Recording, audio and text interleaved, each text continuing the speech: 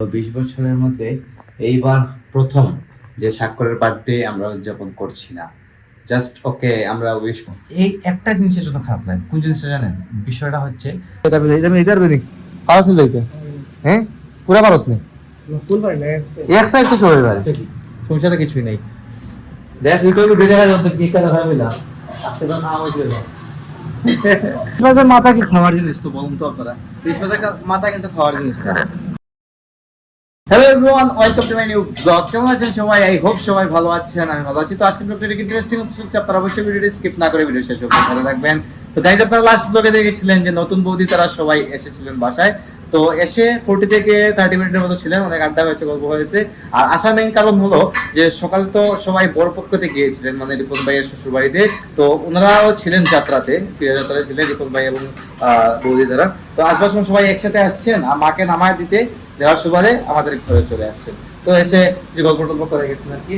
যদিও গাইস এভাবে আসা হয় নাই, কিন্তু তারপরে গাইস হয় নাই বললে ভুল হবে, এটা ঠিক আছে, নো প্রবলেম।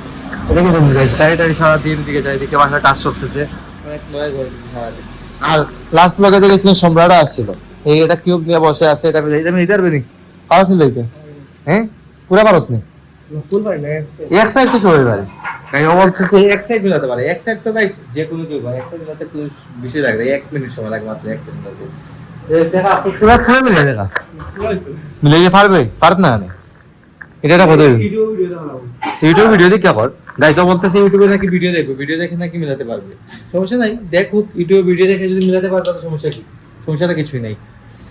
দেখ ইউটিউব ভিডিও দেখা যাচ্ছে কি কাজ হবে না, আজকে তো না হইছে না। গাইস দিকে দেখুন, রান্না বান্না চলতেছে ঘরে। তুমি আজকে কি রান্না করো? নি সবজি ভাজি দেখা যায়, আরে মুখি নি মুখি।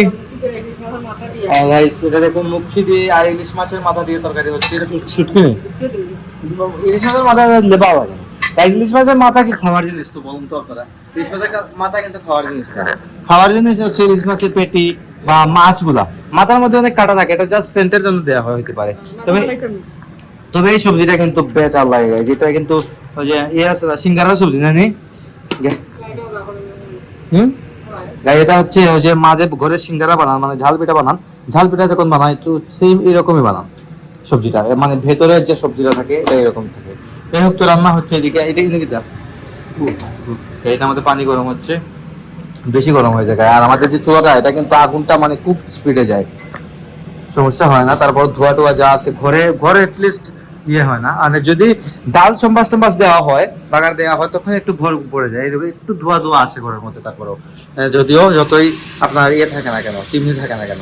এই দেখুন, এটা হচ্ছে শুটকি মাছ। শুটকি কিভাবে দেন দেখুন, এই দেখুন শুটকি পানিটা জাস্ট দিয়ে দেন, শুটকিটাকে পানিতে রেখে শুটকিটা ছেনে কাঁটাটা আলাদা করে পানিটা জাস্ট দিয়ে দেন, আর কিছু দিয়ে দিতে হয় না, জাস্ট সেন্টার জন্য নেওয়া দেওয়া হয় এটা, আরো তাই নি।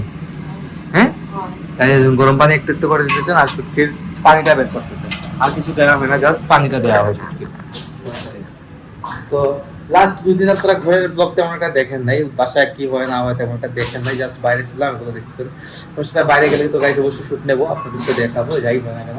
তো সচরাচর আমি ঘরের ভেতরেই শুট নেই, বাইরে নেওয়া হয় না। তো এখন থেকে মোটামুটি আপনারা বাইরের ব্লগও মোটামুটি দেখতে পারবেন।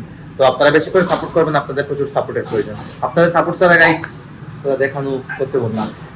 এখন অলরেডি আপনারা অনেকেই আমাকে প্রচুর সাপোর্ট করতেছেন, তার জন্য আমি অত্যন্ত খুশি, আপনাদেরকে অত্যন্ত ধন্যবাদ। কেমন কিভাবে ধন্যবাদ দেবো তাকে তাকে আমি বলে বুঝাতে পারবো। আর দেখি সেটা হয়েছে না, কখনো হয়েছে না। তাই দেখুন এখন মনে দিতে পারতেছে না। তো এটা মিলালে কিন্তু গাইস মানে সহজ না, কিন্তু 4 সাইড না, সব মিলাতে এক সাইড মিলাইতে পারে, এক সাইড মিলাইতে আমি কইছি আস্তা মিলাইতো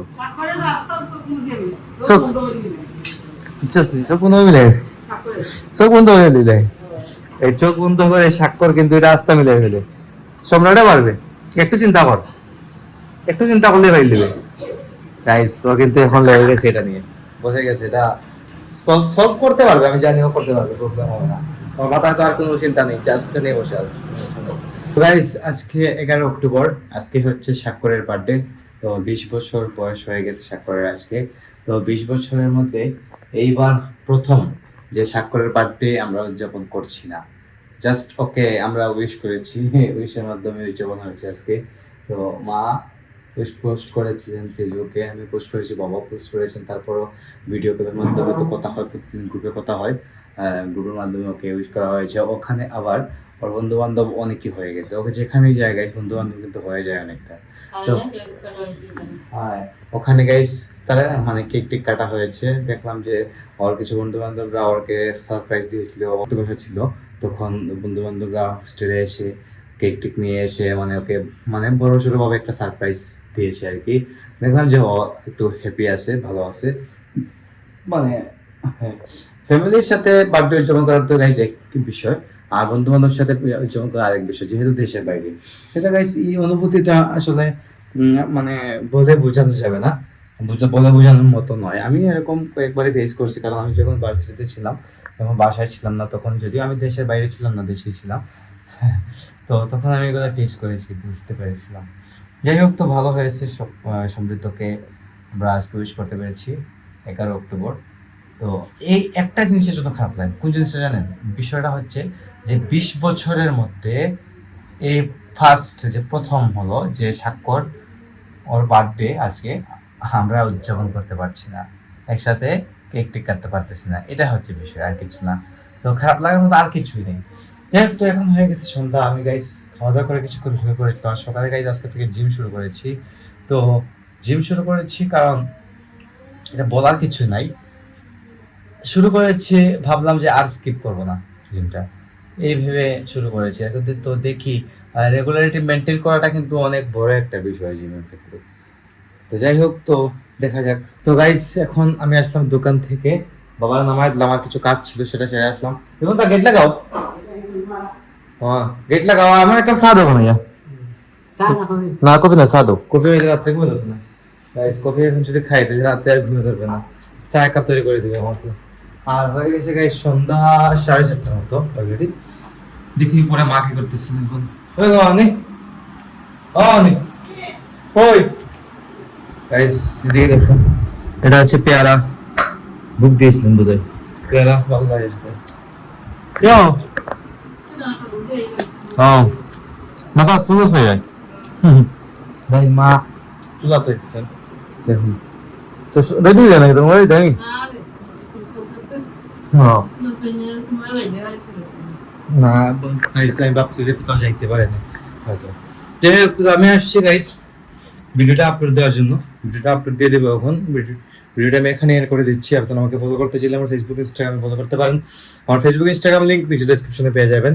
এন্ড আই হোপ আজকে ভিডিওটা আপনাদের ভালো লেগেছে। ভিডিও ভালো লাগলে অবশ্যই লাইক করবেন, কমেন্ট করবেন, শেয়ার করবেন এবং চ্যানেল নতুন হয়ে থাকলে সাবস্ক্রাইব করে আমাকে সাপোর্ট করবেন। তো দেখা হচ্ছে নেক্সট ভিডিওতে। ততক্ষণ ভালো থাকুন, সুস্থ থাকুন। Thank you so much for watching.